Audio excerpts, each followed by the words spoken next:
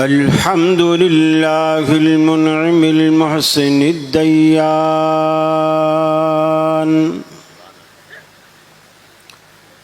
ذي الفضل والجود والإحسان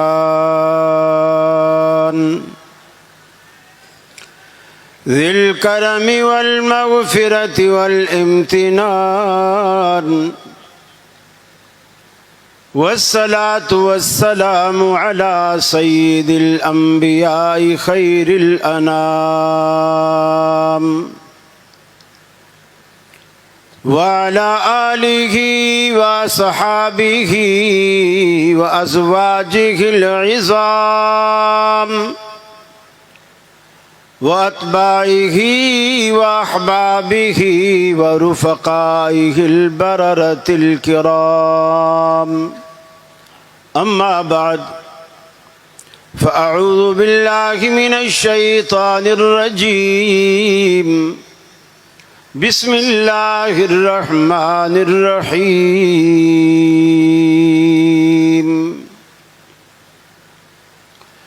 أولئك الذين امتحن الله قلوبهم للتقوى لهم مغفرة وأجر عظيم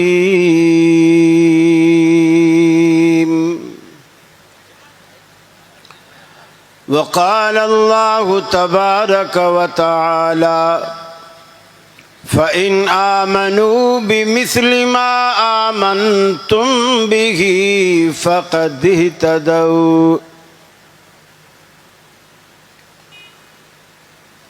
یہ مقصد ہے کہ دنیا سے جہالت دور ہو جائے کلام اللہ سے مومن کا دل پر نور ہو جائے یا الہی جب تک کہ میرے جسم میں جان رہے تجھ پہ صدقے تیرے محبوب پہ قربان رہے میں رہوں یا نہ رہوں پر دل کی ہے یہ دعا دین احمد اور عزت قرآن رہے الہی ہم میں پھر وہ صدیق سا ایمان پیدا کر عمر فاروق سا کوئی جری انسان پیدا کر رگے تحریک کٹ جائے دم عثمان پیدا کر علی المرتضی شیر خدا کی آن پیدا کر واجب الاحترام علماء کرام سپاہ صحابہ کے ذمہ داران اور مٹی کے غیور اور اہل توحید مسلم بھائیوں میری مسلم ماؤں بہنوں بیٹیوں ہم یہاں آج 7 نومبر بروز سوموار استحکام پاکستان اور سیرت النبی کے نام سے جمع ہے آپ کے اسٹیج پر میری یہ پہلی حاضری ہے اگرچہ اسٹیجوں سے ہم ناواقف نہیں ہیں لیکن آپ کے اسٹیج پر یہ میری پہلی حاضری ہے اس لیے کہ جہاں بھی معاملہ توحید کا ہو عظمت رسول کا ہو یا عظمت صحابہ کا الحمدللہ پھر ہمارا ایکا ہونا بہت ضروری ہے رسول اکرم صلی اللہ علیہ وسلم نے جو ساتھیوں کا چناؤ کیا در حقیقت وہ رسول اللہ کا انتخاب نہیں تھا وہ اللہ کا انتخاب تھا اللہ نے حدیث قدسی ہے کہ اپنی مخلوق میں سب سے پہلے نظر ڈالی تو سب سے پاکیزہ دل اللہ نے انبیاء کا پایا اور ان کو اپنے لیے چن لیا.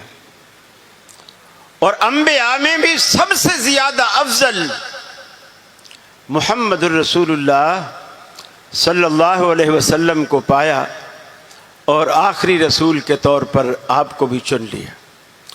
اللہ نے دوبارہ نظر ڈالی تو اس دنیا میں سب سے پاکیزہ دل صحابہ کرام کا پایا اور ان کو اللہ نے اپنے حبیب کے لیے چن لیا. یہ اللہ کا بہت بڑا احسان ہے کہ آپ کے دلوں میں صحابہ کرام کی عظمت بیدار ہے، حرمت بیدار ہے، محبت بیدار ہے، اور یہی انشاءاللہ ہماری کامیابی کی علامت اور کامیابی کا باعث ہے. اللہ نے قرآن پاک میں فرمایا اولئک الذین امتحن اللہ قلوبہم للتقوی. آج دنیا میں بھی تمہارے امتحانات ہوتے ہیں.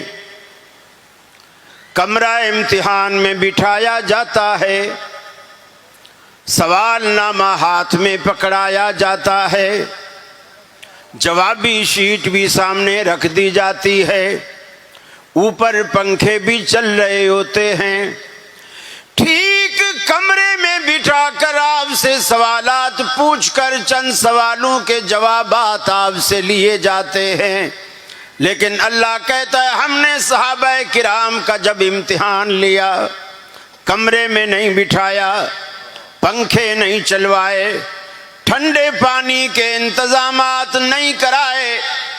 اگر بلال کا امتحان لیا تو مکہ کے دہکتے انگاروں پر چت لٹا دیا، ان کے جسم سے رسنے والے پانی سے وہ دہکتے انگارے بجھ جایا کرتے تھے. خبیب کو سولی پر چڑھا کر ہم نے امتحان لیا، سمیہ کے جسم کو 2 لخت کر کے ہم نے امتحان لیا. جب ابو جہل نے 2 اونٹوں کے درمیان حضرت سمیہ رضی اللہ تعالی عنہ کا ایک ہاتھ ایک پاؤں ایک اونٹ کے ساتھ باندھا، دوسرا ہاتھ اور دوسرا پاؤں دوسرے اونٹ کے ساتھ باندھا، دونوں کو مخالف سمت میں دوڑایا، جسم کے 2 ٹکڑے ہو گئے. آج دنیا میں ہم کہتے ہیں کہ میاں یہ بڑی صنف نازک ہے، یہ اتنے مشکل امتحانات پاس نہیں کر سکتی، اتنے مشکل کام یہ نہیں کر سکتی. اگر دل میں ایمان ہو صحابہ کرام کی طرح تو کوئی مشکل ان کے آگے مشکل نہیں رہتی. پھر دنیا میں سب سے محبوب ترین چیز ایمان ہوتا ہے، ایمان سے زیادہ کچھ نہیں.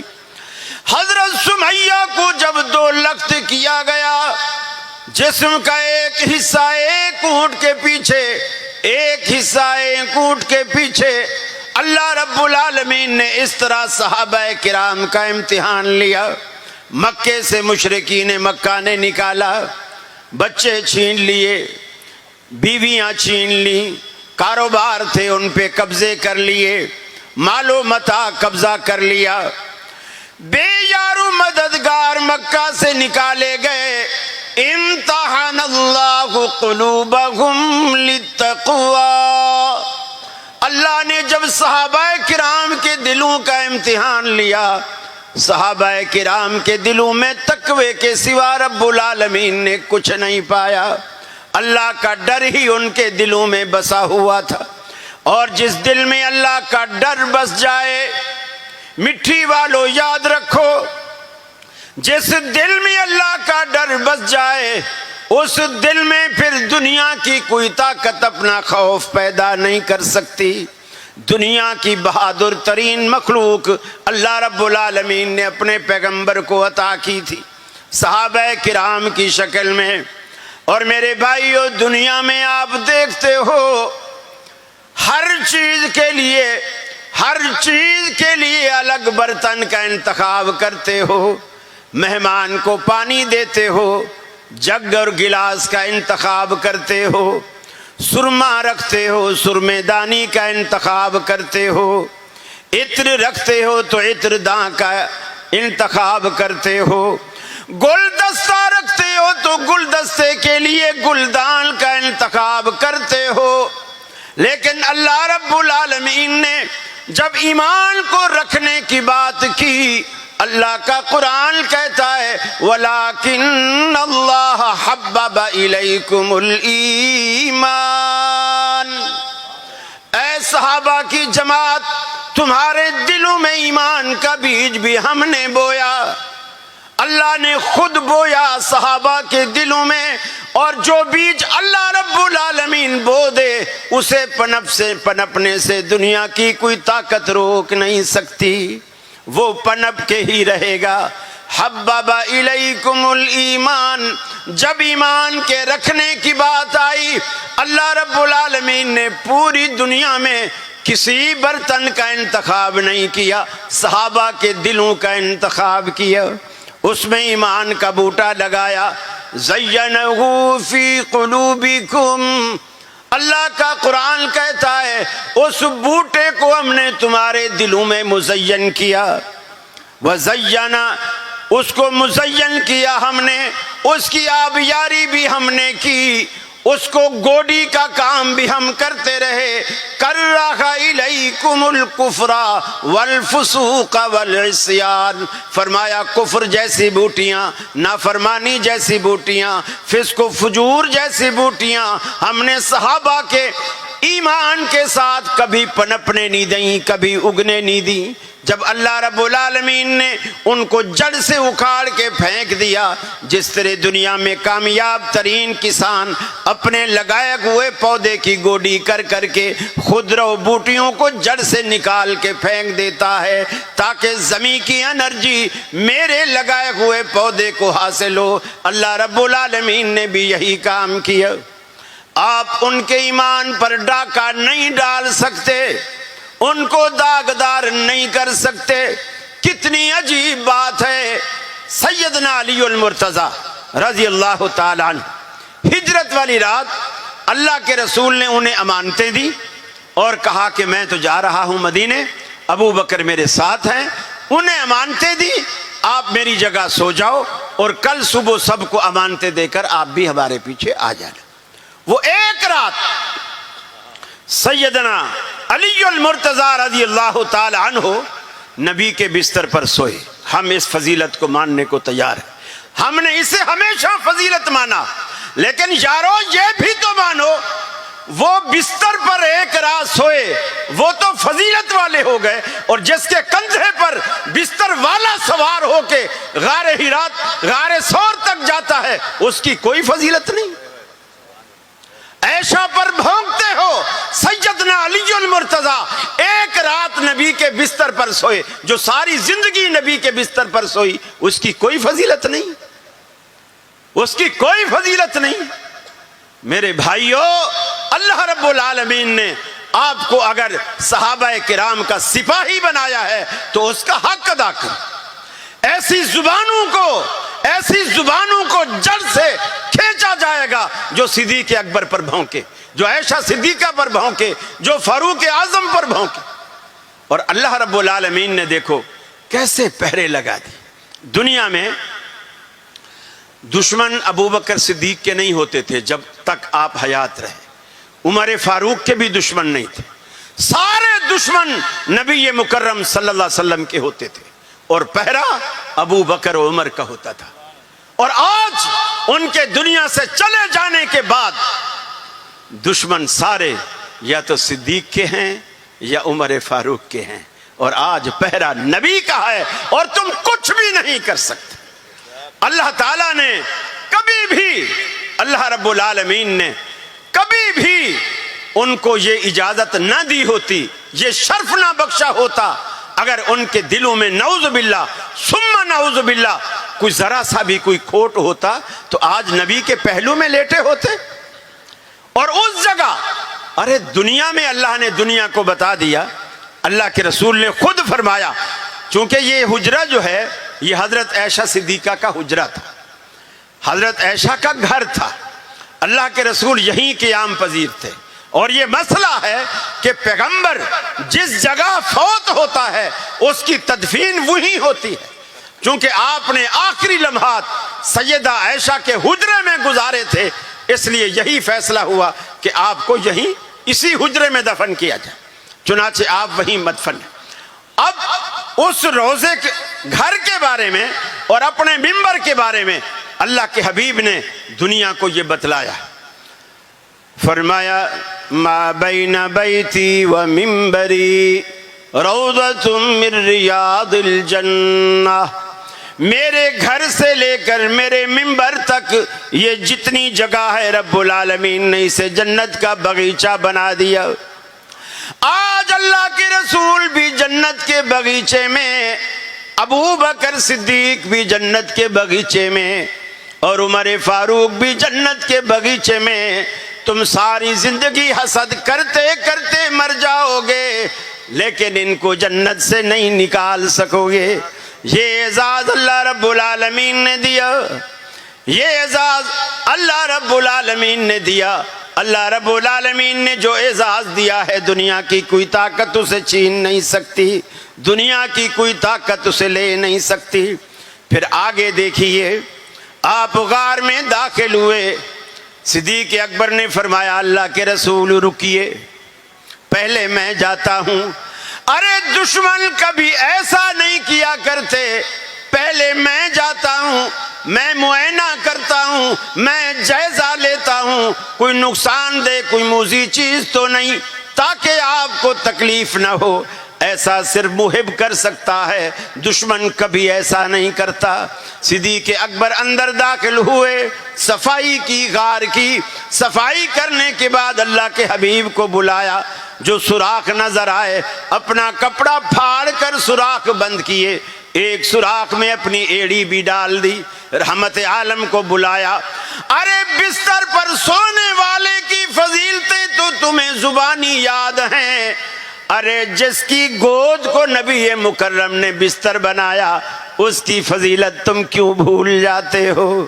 رحمت عالم نے صدیق اکبر کی ران پر سر مبارک رکھا، سر مبارک رکھ کر آپ نے آرام فرمایا۔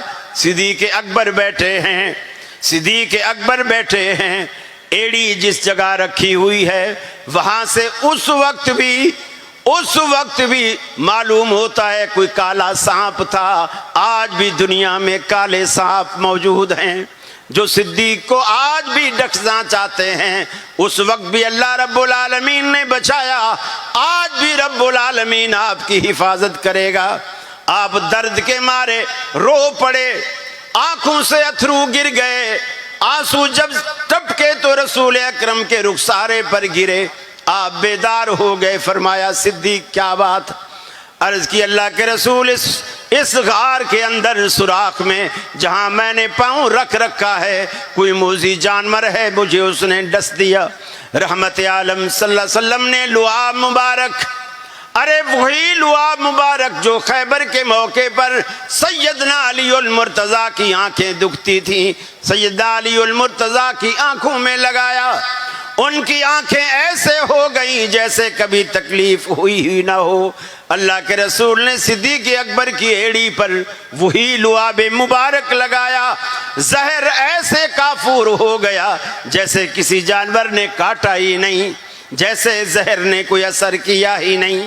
اللہ رب العالمین نے پھر آگے چل کر جب کفار ڈھونڈتے ڈھونڈتے غار کے دہانے پر آ گئے، آپ اندر سے دیکھ رہے ہیں غار کے اندر اندھیرا ہے، اوپر کافر کھڑے ہیں، پاؤں نظر آ رہے ہیں۔ صدیق اکبر رسول اکرم صلی اللہ علیہ وسلم سے فرماتے ہیں اللہ کے حبیب یہ جو کافر اوپر کھڑے ہوئے ہیں اگر انہوں نے ذرا سا غور سے بھی نیچے دیکھ لیا ہم نظر آ جائیں گے۔ اللہ کے رسول نے کیا فرمایا؟ بڑا فرق ہے نبی مکرم صلی اللہ علیہ وسلم کے اشاروں میں اور موسیٰ علیہ السلام کے اشاروں میں بڑا فرق۔ موسیٰ علیہ السلام جب فرعون کی دربار سے بھاگے، مقابلہ جیتنے کے بعد، اپنے آسے کا کرشمہ دیکھنے کے بعد، جادوگرو جب ایمان لے آئے، آپ ان کو لے کر جب فرعون کے دربار سے باہر نکلے، اب پیچھے فرعون کا لشکر بھی آ گیا، آگے دریا بھی آ گیا، تیرنا وہ نہیں جانتے۔ سارے کے سارے جادوگر جو نئے نئے مسلمان ہوئے تھے کہنے لگے موسیٰ تو نے تو ہمیں مروا دیا۔ پنجابی میں کہتے اگے دریا دیاں موجاں نے پیچھے فرعون دیاں فوجاں نے، جاویے تے کتھے جاویے۔ آگے دریا کی موجیں ہیں پیچھے فرعون کی فوجیں ہیں، اے موسیٰ تو نے تو ہمیں مروا دیا، تو نے تو ہمیں پھنسا دیا۔ اس وقت موسیٰ علیہ السلام نے ایک جملہ کہا، کلا ہرگز نہیں، انما یا ربی، ہرگز نہیں، کوئی بھی ہم سے کوئی نقصان ہمیں نہیں پہنچا سکے گا، انما یا ربی، میرا رب میرے ساتھ۔ رب کی نسبت اپنی طرف کی، لیکن جب صدیق اکبر رضی اللہ تعالیٰ عنہ نے غار میں رحمت عالم سے کہا یہ تو بالکل سر پہ کھڑے ہیں، ذرا سا غور کریں گے تو دیکھ لیں گے، اللہ کے حبیب نے یہ نہیں فرمایا انما یا ربی، آپ نے فرمایا لا تحزن ان اللہ معنا، اے ابو بکر اللہ رب العالمین کا ساتھ تجھے بھی نصیب ہے مجھے بھی نصیب ہے، اللہ ہم دونوں کے ساتھ۔ موسیٰ علیہ السلام نے فرمایا تھا اللہ میرے ساتھ ہے، رحمت عالم نے یہاں سرٹیفکیٹ دیا صدیق اکبر کو، جیسے اللہ میرے ساتھ ہے ایسے تیرے ساتھ بھی ہے، ان اللہ معنا لا تحزن، ابو بکر غم نہ کر، تو یہاں اکیلا نہیں ہے میں یہاں اکیلا نہیں ہوں، ہم دونوں کے ساتھ ہمارا رب ہے، اور جسے رب رکھے تو کون چکھے۔ اللہ جس کی حفاظت کرے دنیا کی کوئی طاقت اسے کچھ اس کا بگاڑ نہیں سکتی، اس کا کچھ بگاڑ نہیں سکتی۔ پھر آپ دیکھیے نبی کریم صلی اللہ علیہ وسلم دنیا سے جب رخصت ہو گئے اور خلافت کی بات ہے، خلافت پہ جھگڑا ہوا، تنازع ہوا، اور تنازع یہ ہوا کہ ہم کس کو خلیفہ بنائیں۔ صحابہ کرام میں 3 گروہ کھڑے ہو گئے۔ ایک گروہ کہنے لگا مہاجر، ان میں سے بندہ کھڑا ہو کر کہنے لگا خلیفہ ہم میں سے ہوگا، یعنی مہاجر خلیفہ ہوگا۔ انصار کہنے لگے نہیں، خلیفہ ہم میں سے ہوگا۔ دونوں کی تکرار ہو گئی۔ ایک تیسرا گروہ بیچ میں پیدا ہوا جو بظاہر ایسا لگتا تھا کہ یہ کوئی منصف مزاج ہے۔ انہوں نے کہا میاں کیوں لڑتے ہو، 2 خلیفے بنا لو، ایک مہاجروں کا وہ مہاجر ہو، ایک انصاریوں کا جو انصاری ہو، لڑائی ختم، 2 خلیفے بنا لو۔ اور یہ اتنا خطرناک مشورہ تھا کہ نبی کریم صلی اللہ علیہ وسلم کے جانے کے فوراً بعد مسلمان 2 لخت ہو جائیں، 2 ٹکڑے ہو جائیں، جس طرح ہمارا بنگلہ دیش اور مغربی پاکستان اور مشرقی پاکستان ہو وہ الگ ہو گیا، اسی طرح مسلمانوں کو ٹکڑے کرنا چاہتے تھے۔ سیدنا صدیق اکبر رضی اللہ تعالیٰ عنہ نے فرمایا لوگو مجھے رسول اکرم صلی اللہ علیہ وسلم کا وہ فرمان یاد ہے، آپ نے فرمایا تھا الائمۃ من القریش، خلافت امامت قریشیوں کا حق ہے، اور لہٰذا قریشی سارے انصاری تھے، مہاجرین میں سے کوئی نہیں تھا۔ یہ حدیث سنتے ہی تمام مہاجرین نے کہا آمنا و صدقنا، ہمیں یہ اللہ کے رسول کا فرمان جو ہے وہ تسلیم ہے، لہٰذا ہم اپنے حق سے دستبردار ہوتے ہیں، انصار میں سے خلیفہ بنا دو۔ نبی کریم سے محبت کرنے والے، نبی کی حدیثوں سے محبت کرنے والے، نبی کے فرامین سے محبت کرنے والے، ایک بڑا اختلاف ہوا نبی کریم صلی اللہ علیہ وسلم کو غسل کیسے دیا جائے، کپڑوں سمیت دیا جائے یا جس طرح عام میت کے کپڑے اتار کر غسل دیا جاتا ہے اور بعد میں کچھ لوگ باہر سے چادریں لے کر پردے لے کے کھڑے ہو جاتے ہیں اور غسل دیتے ہیں، نبی مکرم کو غسل کیسے دیا جائے۔ سارے صحابہ پریشان ہیں کہ ہم نے رسول اللہ صلی اللہ علیہ وسلم کی حیات مبارکہ میں آپ سے یہ مسئلہ پوچھا ہی نہیں، ہم پوچھ لیتے آج اس کا حل ہو جاتا، سارے پریشان۔ اللہ رب العالمین نے ایک عجیب حل پیش کیا، وہ جو لوگ غسل دینے کے لیے کھڑے تھے سب پر اللہ رب العالمین نے غنودگی طاری کر دی، کھڑے سو گئے، سب پر غنودگی طاری ہو گئی، اور اسی غنودگی میں اللہ رب العالمین نے تمام لوگوں کے دلوں میں یہ بات القاء کر دی کہ نبی مکرم کو غسل ان کے کپڑوں سمیت دیا جائے۔ چنانچہ جب بیدار ہوئے، ہر صحابی کی زبان پر تھا نبی مکرم کو غسل کپڑوں کے ساتھ دیا جائے، کپڑے نہ اتارے جائیں۔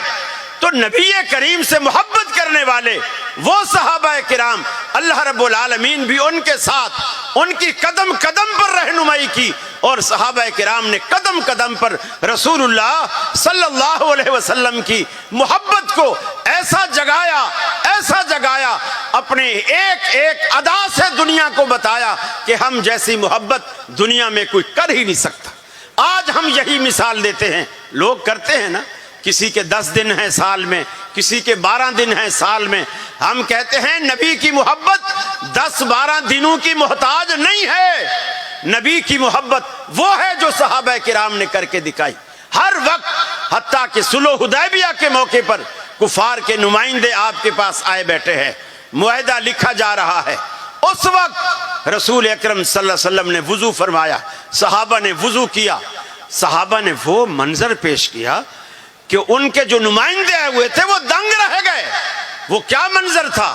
وضو کراتے ہیں، پانی کا ایک قطرہ بھی زمین پہ نہیں گرنے دیتے، کسی کا ہاتھ آ جاتا ہے بڑے فخر سے اس کو جسم پر مسلتا ہے، منہ پر مسلتا ہے، پاؤں دھوتے ہیں تو پانی نہیں گرنے دیتے، آپ لعاب دہن تھوکتے ہیں تو کوئی زمین پہ نہیں گرنے دیتا، کسی صحابی کا ہاتھ آگے آتا ہے اور فخر سے اپنے جسم پر ملتا ہے۔ وہ نمائندے حیران اور پریشان ہو کر جا کر کہنے لگے اپنے کفار سے، اگر ہمارا مشورہ مانو، ان کو ان کے حال پہ چھوڑ دو، اللہ کی قسم ہم بادشاہوں کی بڑی بڑی درباروں میں گئے ہیں، بڑے بڑے بادشاہوں کے پاس گئے ہیں، جو محبت ہم نے محمد عربی صلی اللہ علیہ وسلم کے ماننے والوں میں دیکھی ہے، وہ عزت اور وہ احترام، وہ محبت، وہ عقیدت ہم نے بادشاہوں کے ہاں بھی نہیں دیکھی۔ یہ صحابہ کرام نے قدم قدم پر دنیا کو بتلایا اور محبت کرنے کا حق ادا کیا، اور دنیا کو بتلایا کہ نبی سے محبت کرنی ہے تو ایسی کرو۔ آج دیکھو دنیا میں محبت کیسے ظاہر ہوتی ہے کہ جی یہ نالین مبارک ہے، کسی نے سونے کی بنوائی ہے، کوئی غریب ہے تو اس نے سونے کا پانی چڑھوا لیا ہے، اور ایسا چین چھبیلا بنایا ہے۔ نبی کریم صلی اللہ علیہ وسلم ایسے جوتے استعمال کرتے تھے، نگ لگے ہوئے ہیں، پتہ نہیں کیا کچھ لگا ہوا، کیا کچھ اس میں لگا ہوا ہے۔ کوئی اب تو یہ ہمارے اعتراضات کرنے سے، وہابیوں کے اعتراضات کرنے سے کچھ سیدھے ہو گئے ہیں۔ ابتدا میں جب یہ بدعت نکلی، رسول اللہ صلی اللہ علیہ وسلم کی نالین مبارک پر رسول اللہ صلی اللہ علیہ وسلم کا اسم گرامی، نام مبارک اس کے اندر لکھا ہوا ہوتا تھا۔ ہم نے اعتراضات کیے کہ اگر تمہارا، اے مولوی صاحب، اگر تیرے جوتے پر تیرا نام لکھا جائے، تیرے باپ کے جوتے پر تیرے باپ کا نام لکھا جائے، تو خوش ہوگا؟ تمہیں شرم نہیں آتی؟ نبی کا یہ احترام ہے کہ نبی مکرم کی نالین مبارک پر تم نبی کا نام لکھتے ہو۔ 12 ربیع الاول کو کیک کاٹیں گے صرف عیسائیوں کی محبت میں اور عیسائیوں کی سنت پہ عمل کرتے ہوئے۔ جی وہ بھی تو عیسیٰ علیہ السلام کا کیک کاٹتے ہیں، ہم کوئی ان سے پیچھے؟ کیک کاٹیں گے، بیچ میں محمد صلی اللہ علیہ وسلم یہ بڑا بڑا لکھیں گے، اور چھری پھر اسی پہ چلائیں گے، چھری اسی نام مبارک پر چلائیں گے۔ میرے بھائیوں، محبت وہ ہے جو صحابہ نے کر کے دکھائی۔ ساری زندگی کبھی کیک نہیں کاٹا، کبھی رسول اللہ صلی اللہ علیہ وسلم کی نالین مبارک سینے پر نہیں سجائی، کبھی اوپر پگڑی پر نہیں لگائی، کبھی اس کو انگوٹھی میں نہیں سجایا، کبھی کچھ نہیں کیا۔ اور میرے بھائیوں، ہندی کا ایک مقولہ ہے، ہندی کا مقولہ یہ ہے، بنیے سے سیانہ سو باولا، یہ اردو میں بھی مستعمل ہے۔ ہندو بنیے کاروبار میں بڑے مشہور ہوتے ہیں، آپ کا مٹھی بھی ماشاءاللہ ہندوؤں سے بھرا ہوا ہے، کاروبار میں بڑے مشہور ہے۔ مقولہ یہ بنایا گیا، اگر کوئی شخص یہ کہتا ہے میں ہندو بنیے سے کاروبار میں زیادہ تیز ہوں تو وہ پاگل ہے، اور سیم یہی بات میں کہتا ہوں، آج دنیا میں اگر کوئی کہتا ہے میں صحابہ سے زیادہ محبت حضور سے رکھتا ہوں تو وہ پاگل، اس کی عقل ٹھکانے نہیں ہے۔ یہ ممکن ہی نہیں ہے کہ صحابہ کرام سے بڑھ کر کوئی نبی کریم صلی اللہ علیہ وسلم کا سچا عاشق ہو سکے۔ میرے بھائیوں، نبی کی محبت صحابہ کرام سے سیکھو۔ اللہ رب العالمین نے جو آپ کو آج دین دیا ہوا ہے، آپ دین اسی طرح سیکھو جس طرح صحابہ نے سیکھا تھا۔ آپ کے تھوڑے تھوڑے اختلافات جو میں نے چھوٹی چھوٹی ایک دو مثالیں دی ہیں، جب بھی اختلاف ہوتا یا قرآن پہ مٹتا یا حدیث پہ مٹتا۔ آج آپ بھی اگر اپنے اختلافات اسی طرح مٹاتے ہیں، یقین مانیے ہم سارے شیر و شکر ہو جائیں اور کوئی بھی ایک دوسرے سے غیر نہ رہے، ہم سارے اپنے ہیں۔ یہ ساری جو ہماری متفق علیہ چیزیں ہیں، جو ہمارے عقائد اور ایمانیات کی بنیاد ہیں، اللہ کی توحید ہے، اللہ کے نبی صلی اللہ علیہ وسلم کی رسالت ہے، آپ کا آخری پیغمبر ہونا ہے، صحابہ کرام کی محبت ہے، یہ ہمارے مشترکات ہیں۔ ان نکات پر آئیے، ان نکات پر ہم کل بھی ایک تھے، آج بھی ایک ہیں اور انشاءاللہ قیامت تک ایک رہیں گے۔ میرے بھائیو، اللہ رب العالمین نے قرآن پاک میں کئی انداز سے، کئی طرز سے قرآن پاک میں اللہ رب العالمین نے ان نقطوں کو واضح کیا۔ چھوٹی چھوٹی بات ہوتی تھی صحابہ کے۔ دیکھیے ایک بات اور بھی میں آپ سے کہتا چلوں، یہ جو کچھ لوگ کہتے ہیں نا ان کے پاس سچائی ہے، دلیل کیا ہے کہ جی یہ لوگ دیکھو بیچارے روتے ہیں، پورا سینہ پیٹتے ہیں، اگر یہ جھوٹے ہوتے تو خود کو بھلا کوئی زخمی کرتا، خود کو کوئی وار کرتے۔ یہ ان کا رونا دھونا بتاتا ہے یار کچھ نہ کچھ تو آخر ان میں سچائی ہوگی۔ دیکھیے قرآن نے ایک بڑی خوبصورت مثال دی۔ یوسف علیہ السلام کے 11 بھائی تھے۔ یوسف علیہ السلام کو بہلا پھسلا کر لے گئے، ابا سے اجازت لی، کہا ہم گھومنے پھرنے جاتے ہیں، پکنک منانے جاتے ہیں، اور جا کر کے ایک منصوبے کے مطابق کنویں کے اندر دھکا دے دیا۔ قمیض پہلے اتار لی، یوسف علیہ السلام کو کنویں میں دھکا دے دیا۔ اب قرآن یہ کہتا ہے رات کو روتے ہوئے آئے، شام کو لوٹے، فرمایا فجاؤوا اباہم عشاء یبکون۔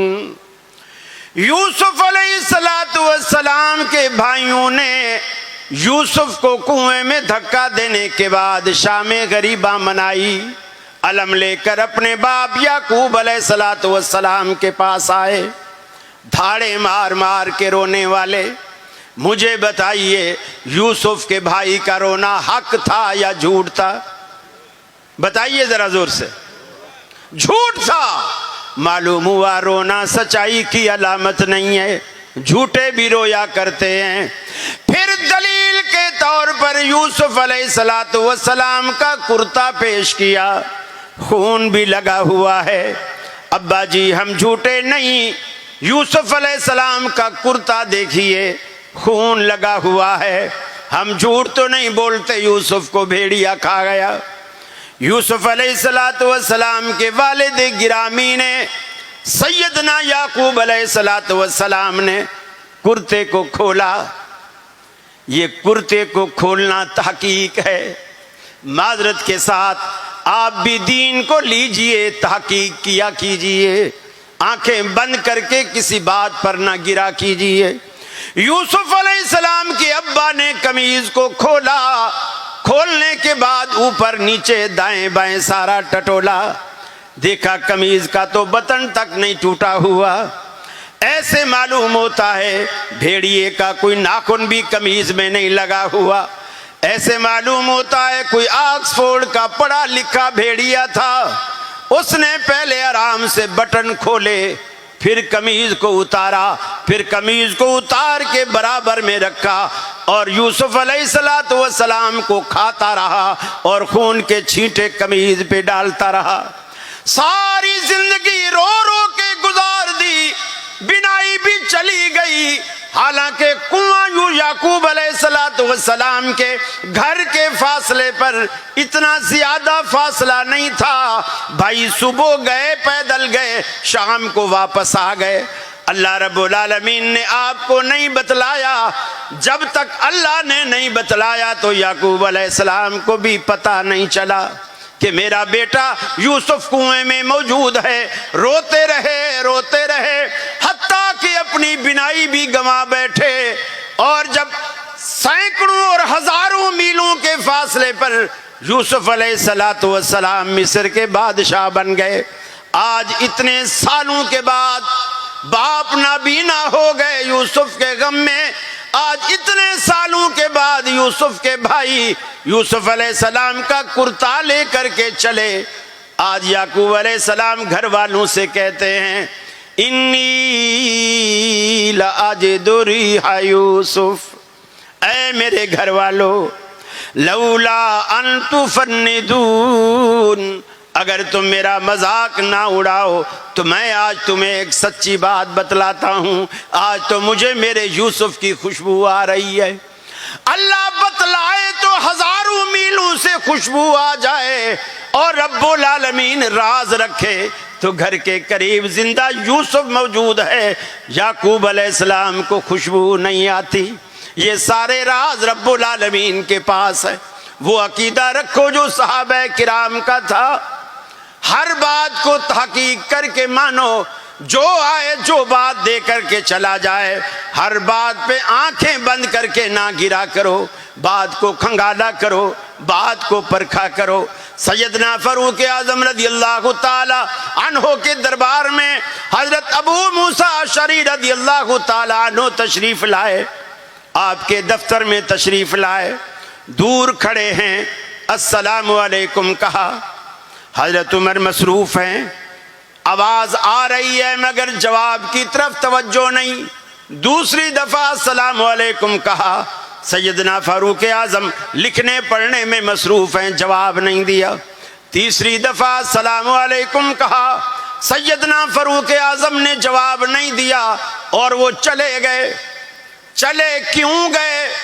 یہ بھی صحابہ کرام نے ہمیں سکھلایا، کسی کے دروازے پر جاؤ 3 دفعہ بیل دو، 3 دفعہ یا سلام کرو، اگر اندر سے جواب آتا ہے تو ٹھیک، اگر جواب نہیں آتا تو واپس چلے جاؤ۔ اور آج گھنٹی پہ انگوٹھا رکھیں گے، جب تک گھر والا باہر نہ نکلے یا گھنٹی جل نہ جائے تب تک ہاتھ رکھے ہی رہیں کہ ہم تجھے باہر نکال کے چھوڑیں گے۔ سیدنا فاروق اعظم جب وہ چلے گئے حضرت ابو موسیٰ، ان کو خیال آیا کہ ابھی کوئی آیا تھا، مجھے سلام بھی کر رہا تھا، کون تھا؟ لوگوں نے کہا ابو موسیٰ اشعری تھے، انہوں نے آپ کو 3 دفعہ سلام کیا، آپ نے جواب نہیں دیا، وہ چلے گئے۔ اچھا بلاؤ ابو موسیٰ، بلایا۔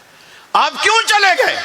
کہا کہ رسول اللہ کا فرمان ہے کہ 3 دفعہ سلام کرو، اگر وہ جواب دے دے تو اس کے پاس چلے جاؤ، اگر وہ جواب نہ دے تو سمجھ جاؤ کہ وہ تمہیں ملنا نہیں چاہتا، اب اسے مجبور نہ کرو۔ میں اس حدیث کی روشنی میں چلے گئے۔ اب یہ سیدنا فاروق اعظم اتنے بڑے عالم ہیں، اتنے بڑے عالم کہ اللہ کے رسول نے خود ایک دفعہ خواب دیکھا اور فرمایا میں نے لوگوں کو دیکھا کرتے پہنے ہوئے ہیں، کسی نے گھٹنے تک، کسی نے پیٹ تک، کسی نے سینے تک، میں نے عمر کو دیکھا ہے سر سے لے کر ٹخنے سے نیچے تک ان کا کپڑا جا رہا ہے اور پورے کا پورا جسم اس کپڑے کے اندر چھپا ہوا ہے۔ صحابہ نے کہا اللہ کے رسول آپ اس کی کیا تعبیر دیتے ہیں؟ آپ نے فرمایا اس کی تعبیر عمر کا علم ہے، عمر کو اللہ نے اتنا علم دیا ہے کہ پورے کا پورا عمر اس علم کے اندر ڈھانپا ہوا ہے، اس علم کے اندر چھپا ہوا ہے۔ بلکہ ازواج مطہرات کہا کرتی تھی عمر ایسا شخص ہے، ایسا اللہ کا محبوب ہے، قرآن اترتا ہمارے گھر میں ہے لیکن اکثر اترتا عمر کی مرضی کے مطابق۔ یہ شرف اللہ نے ان کو دے رکھا تھا، اس کے باوجود یہ حدیث انہیں معلوم نہیں، یہ حدیث جو ابو موسیٰ نے سنائی یہ اس وقت معلوم نہیں، چونکہ 24 گھنٹے کوئی بھی ایک صحابی نبی مکرم صلی اللہ علیہ وسلم کے ساتھ نہیں رہتا تھا۔ کوئی جنگ میں ہوتا تھا، مسجد نبوی میں ساتھ نہیں ہے، کوئی مسجد نبوی میں ساتھ ہے، جنگ میں ساتھ نہیں ہے، اور جو بات آپ نے جنگ میں کہی وہ ان لوگوں نے سنی جو جنگ میں تھے، جو بات آپ نے مسجد میں کہی ان لوگوں نے سنی جو مسجد میں تھے، جو بات آپ نے گھر میں کہی وہ ازواج مطہرات نے سنی۔ تو یہ ہر وقت 24 گھنٹے ہر صحابی آپ کے ساتھ نہیں ہوتا تھا۔ جب ابو موسیٰ نے حدیث بیان کی، حضرت عمر نے انکوائری کرائی کہ آپ گواہ لاؤ۔ وہ ابی بن کعب کے پاس گئے کہ عمر فاروق دلیل مانگتے ہیں مجھ سے اور مجھ سے کہتے ہیں دلیل دو۔ ابی بن کعب رضی اللہ تعالی عنہ آئے اور سیدنا فاروق اعظم سے ایک جملہ ناراض ہو کر کہا، حالانکہ وہ قاضی تھے، ناراض ہو کر کے کہا لا تکن لاصحاب عمر لاصحاب رسول اللہ صلی اللہ علیہ وسلم، اے عمر اللہ کے رسول کے صحابہ کے لیے تکلیف کا باعث نہ بن۔ اللہ رب العالمین نے آپ کو منصب دیا ہے، اس لیے نہیں کہ نبی کے صحابہ کے لیے تو تکلیف کا باعث بنے، وہ تمہیں اللہ کے رسول کی حدیثیں سناتے ہیں اور تو ان سے گواہیاں مانگتا ہے۔ سیدنا فاروق اعظم نے اپنے الفاظ واپس لیے اور کہا کہ میں نے صرف اس لیے کہا تاکہ لوگ حدیث کو بیان کرنے میں احتیاط برتیں اور ایسا نہیں کہ جو دل میں آئے۔ اور آج بھی یہ اصول ہے، جتنے محدثین ہیں وہ جب رجال کی کتابوں میں جرح کرتے ہیں، کسی پر تنقید کرتے ہیں، کسی کا حساب و کتاب چیک کرتے ہیں، تو وہ صرف تابعی تک جاتے ہیں۔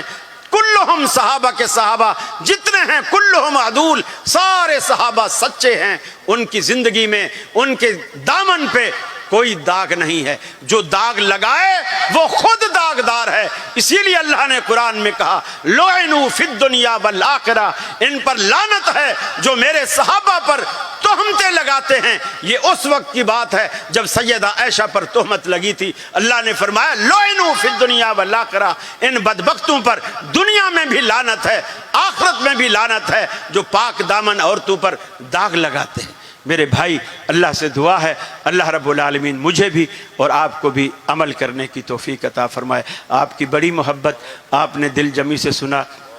میں سپاہ صحابہ کے ذمہ داران کا، اسٹیج کا بے حد مشکور ہوں۔ انہوں نے مجھے ایک اپنے پن کا مظاہرہ کرتے ہوئے مجھے دعوت دی اور میری معروضات کو بڑی توجہ سے سنا۔ اللہ سے دعا ہے اللہ آپ کو دنیا اور آخرت دونوں جہانوں میں عزت نصیب فرمائے۔ وآخر دعوانا ان الحمدللہ رب العالمین۔ السلام علیکم۔